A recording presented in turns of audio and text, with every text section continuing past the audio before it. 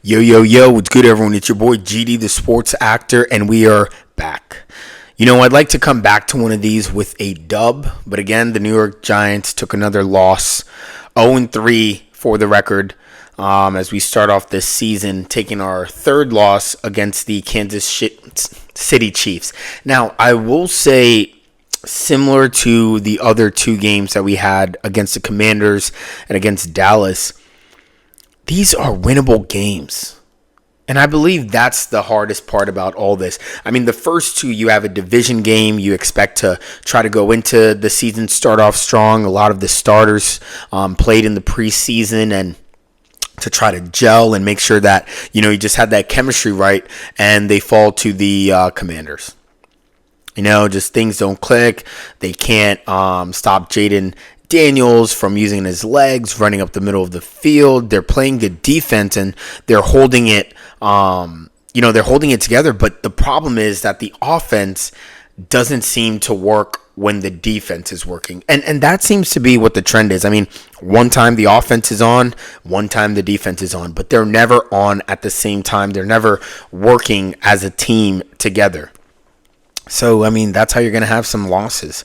We lost against the Commanders, lost against the Cowboys after a dominating performance from the offense. I mean, 507 yards. I believe Russ had maybe 400 something of those yards. We put up 37 points, and we lost that to the Cowboys. And then next, we face the Kansas City Chiefs. We lose to them 22-9 in our first home opener, and this game was pretty much 9-6, or it was 14-9, or maybe 16 for most of the game. It wasn't until the fourth quarter, with maybe about 5 minutes left, where they were able to put up some of those last minute points. And that's usually how it goes, to make the team look as if they were really playing better than they were, when really, in actuality, they were also struggling. I mean, if I'm going to look over some of the stats from this game, we'll start off with the Chiefs. We had Patrick Mahomes at 22 for 37. Not great. 224 yards and 1 touchdown. I would expect that for the defense, I can say that that's pretty good. There were times where I believe penalties put us in a bad position. Again, I mean, we're dealing with these penalties. I believe with the penalties, we gave up maybe 80 yards due to penalties. I mean, one big one was where we had the Chiefs on a 3 and deep. It was maybe 3 and 16 or something of the sorts, and just can't get Patrick Mahomes down. You give him enough time to work in the pocket, break out, run to the outside, and he chucks up the ball. And, at times I feel like the Giants is something that we can do, especially if you're going to have these defenders bracket Malik Neighbors the way that they are. Send a guy on a go route and try to see if you can catch the defense slipping on a pass interference call, because they were calling it on Drew Phillips every time. Such knick-knack, paddywhack penalties. I mean, golly, it was so frustrating. And another thing is Giant players, please. I've been a Giants fan my whole life. One thing I will tell you is that we don't get calls. We don't get calls whether we're at home. We don't get calls whether away. We don't get phone calls. We're not getting any type of calls from these refs. And it's preposterous, whether it's a face mask, whether it's a pass interference, whether it's a blatant offsides or a late hit, or whatever you want to call it. The New York Giants just don't receive calls from the refs. And I've never understood it. But the minute we breathe on a player, the minute we were to touch a player, they are so ready to pull these flags. And we were at home. Like, how are you this aggressive to us at home? Is it because of Patrick Mahomes? I know the guy has home in his name, but this is our house. Can we get some calls, please? Let's continue moving down. We had Isaiah Pacheco, 10 carries for 45 yards. That's nothing. We had Kareem Hunt, 10 carries for 34 yards. Nothing. Tyquan Thornton seemed to I don't know where this guy came from. I believe he was a rookie. The Chiefs don't really have any set wide receivers since most of their guys are still injured. So they're just throwing in whoever.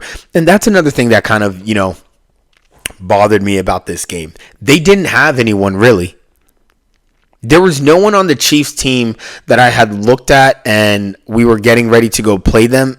And I said, oh man, I don't know how we're going to be able to defend this guy. But hey, we made Tyquan Thornton look like he was playing in the league for 10 years.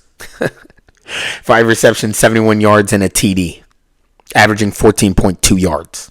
Juju Smith-Schuster, 4 receptions for 55 yards. And those 55 yards, not like Juju Smith-Schuster was a big factor because he wasn't. It was more so the fact that whenever he did catch those 4 receptions that came his way, they were in pivotal points. They were in pivotal times. 13.8 averaging yards. So that means he was making plays, getting yards after the catch. Hollywood Brown, 4 receptions for 42 yards. 10.5 yards he's averaging. Okay.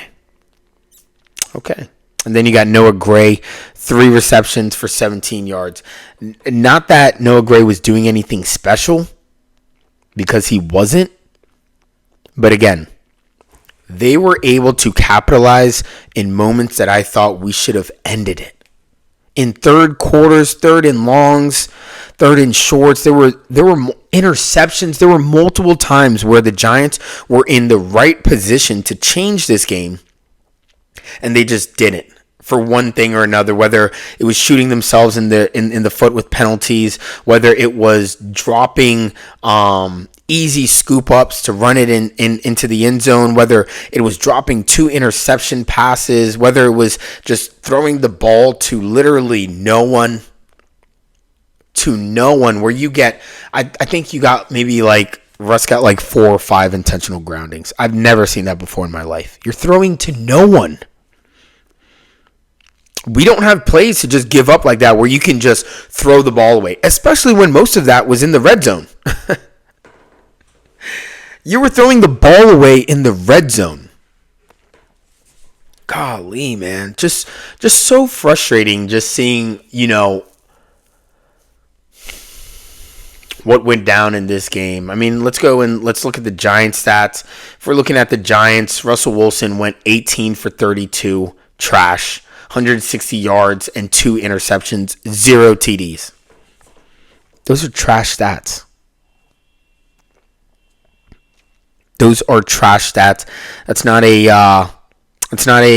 captain. That's not a quarterback of any team that's going to help you win any type of games. 18 for 32, 160 yards, 2 interceptions, and 0 TDs. I mean, our only bright spot was Cam Scatterbo, 10 carries, 60 yards, and a TD. And he played with such ferocity. They're not going to show that there in the player stats. The team stats aren't going to show heart. But I'm going to give him a heart award. Because Cam Scatterbo on offense and Brian Burns on defense, they really kept us in the game. They seem like they're going to practice and taking what they do at practice and applying it to game day. They seem to be playing with almost a different intensity that I'm not really seeing from any of these other players. Any of them. Those are the only 2 guys that I saw play with fight, play with speed, and play with some aggression.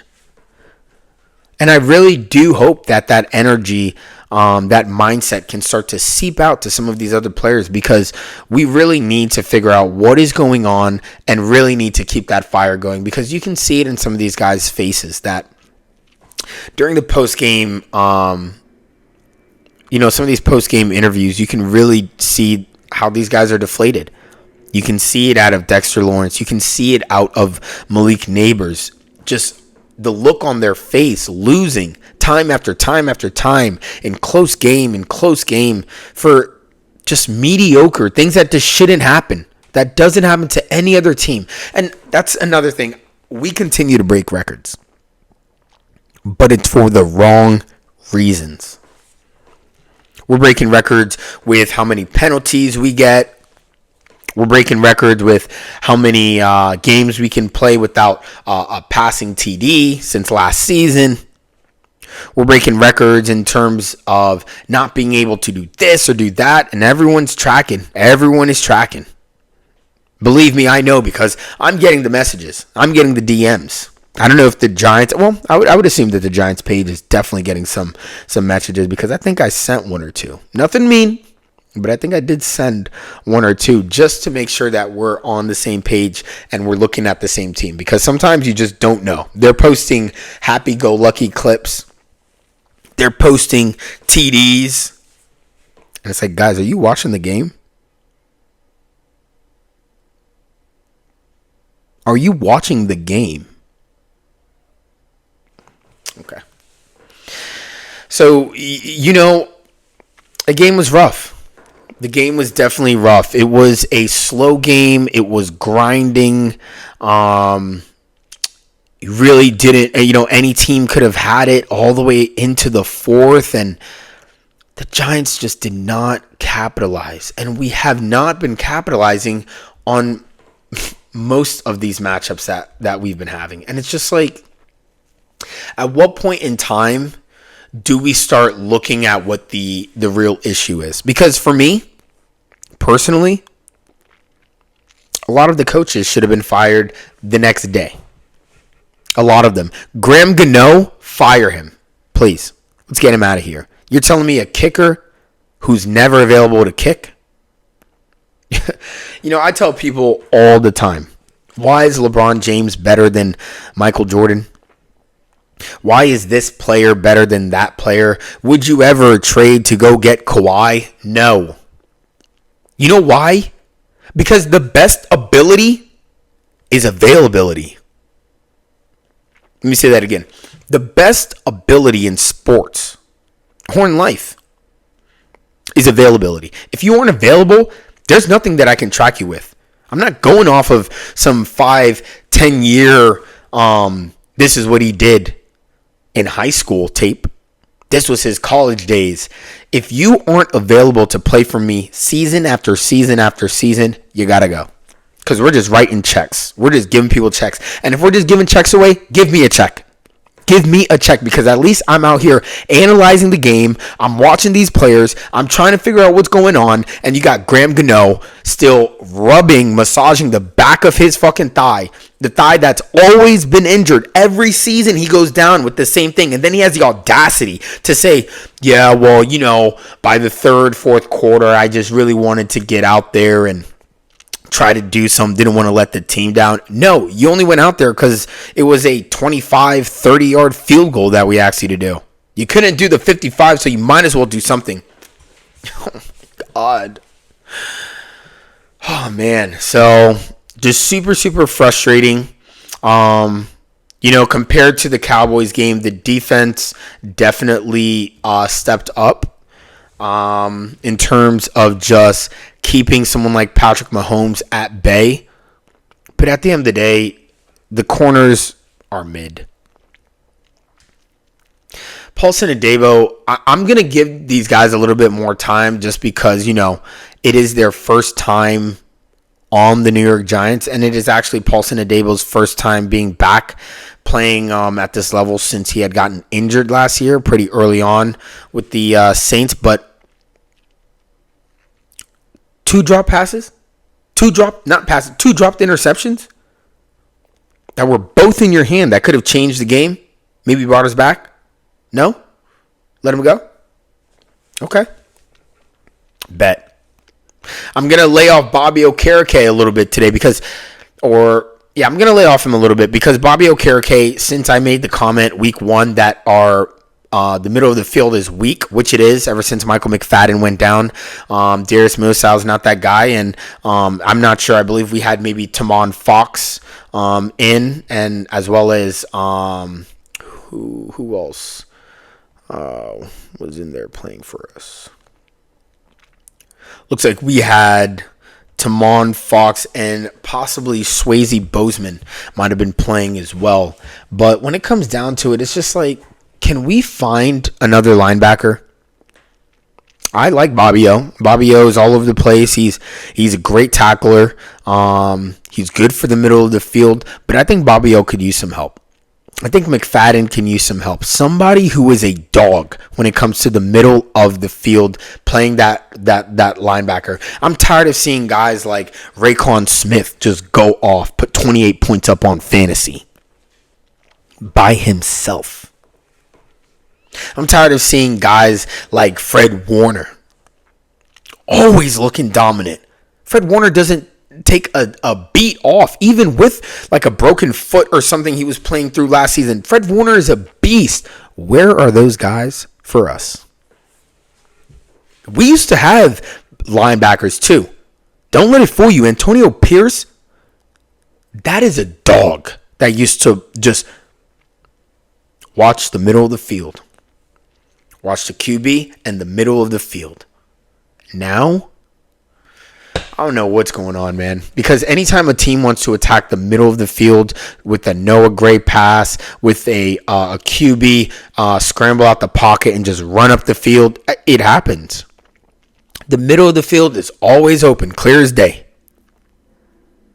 And it would help a little bit more if you had individuals like Abdul Carter, if you had him stop playing basketball and closing in on defense and started tackling more. You know, at this point, I would rather Abdul Carter maybe get roughing the passer. I'd rather Abdul Carter throw his body so hard that maybe the QB, gets brushed and knocked over, or he gets past it but gets nervous and someone else comes to clean up the tackle. But this whole idea that you're going to close on in, like we're playing at the Y, bro, cut it out. Cut it out. Hit somebody. Patrick Mahomes got out of your hands like twice, 3 times. I heard a lot about you, bro. I watched you in preseason. What are you doing? And another thing, Dable, this is why you don't sit rookies during preseason.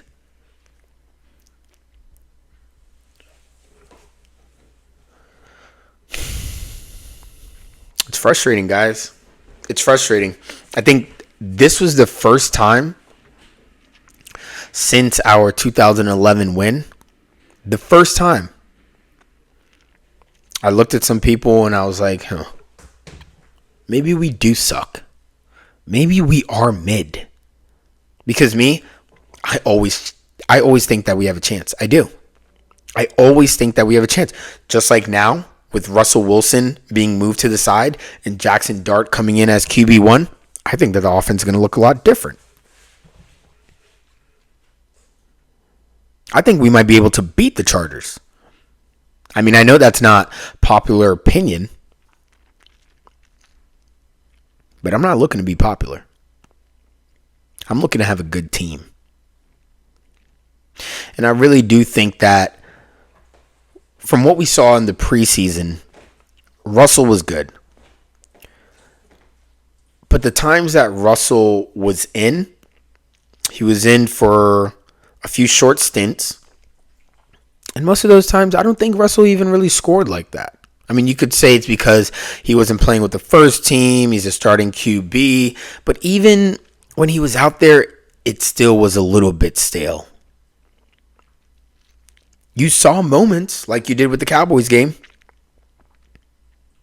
But even that ended with an interception.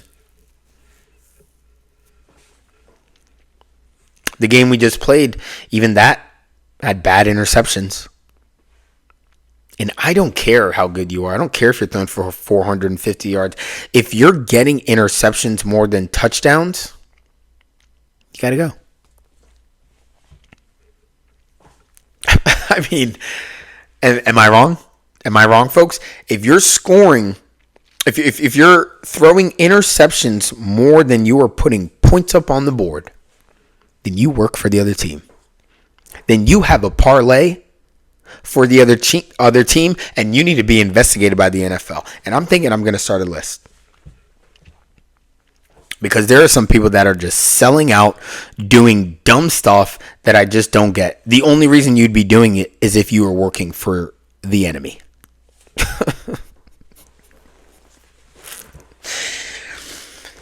So, man, we're going to talk a little bit more as to, what we should expect going into that Chargers game for sure. As I mentioned before, if you don't know already, it was all over the NFL, so you should know. But if you don't know already, Jackson Dart has now been named the starting quarterback for the New York Giants. First time he will be starting against the Chargers, who right now have a pretty good team, pretty good defense. So this will be great. There are some people who are saying this is too early. I don't want to throw him in yet. But because of the way our schedule is set up and because of the teams that we're going to have to face, the Giants need to throw him in. There's never going to be a good time that's going to be good for everyone into when Jackson Dart can play. I know everyone wanted to possibly have the Saints to be his first game because the Saints aren't that good of a team, but it's now or never. You got to do it at some point. I wish there was a little bit more time. I wish we were 3-0, 2-1, 1-2, and Russ could continue to try to lead the way and make something happen, but we clearly can see that that's not the case. And Brian Daboll and Joe Schoen have some jobs on the line. They do. Their jobs are on the line. That's exactly why they woke up this morning and threw in Jackson Dart after Brian Daboll tried to have his whole secret post-interview, his little post-interviews where he has to go look at the game tape, look at the game film, have some conversations, and, evaluate every week. It's the same thing. But today, because of probably the heat that was received over the weekend and into Monday, today on a big old Tuesday, announcement, new QB. And I think that it's needed before you lose the fan base, before you lose the locker room. Throw the QB in. All right? Well, that's it for this segment. I know I was ranting a lot. Just wanted to get a lot off of my chest. It's been really, really frustrating starting off the season the way that we are. The Giants are currently sitting at 0-3, and it's not a good look, especially within the division. We lost against the Commanders. We lost against the Cowboys. Eagles are leading the NFC East currently with a 3-0 record. I believe next you have the Commanders, who I believe are 2-1. The Cowboys are next. I believe they're either 1-2, 2-1. Who cares? And then we're sitting 0-3. Now, I'm not going to write this off completely. I will say that my percentage is definitely lowered in terms of our chances for winning the division. Could we still make it to the playoffs? We could. Maybe we wanted to get our losses in early. But can we still make it into the playoffs? We can. And we're going to see what it looks like in this new Jackson Dart era for the New York Giants. And I must say, I'm pretty excited. I am pretty excited. So tune in. Make sure you guys tune in, I believe, on Friday. And we're going to discuss a little bit more, or I may give an early one on Thursday, but we're going to be discussing a little bit more of this New York Giants versus Chargers game and how exactly we can go out there and really put a statement out, that we're not as bad as what it seems. I know they say you're as bad as your record. I believe that was Bill Parcells. But that ain't the case with the New York Giants, man. We should have won all three of those games, if not two already. But the record is the record. The team just has to do better. So, all right, guys. Appreciate you guys for tuning in. I know it was a long one. Make sure you guys comment, share, like, subscribe, all that. Keep me accountable, too. And like I said, I'll be back with another breakdown of the New York Giants versus the San Diego or Los Angeles Chargers now. It'll be a good one. Should be exciting. But, appreciate you guys. Thanks for tuning in. And as always, let's go Blues!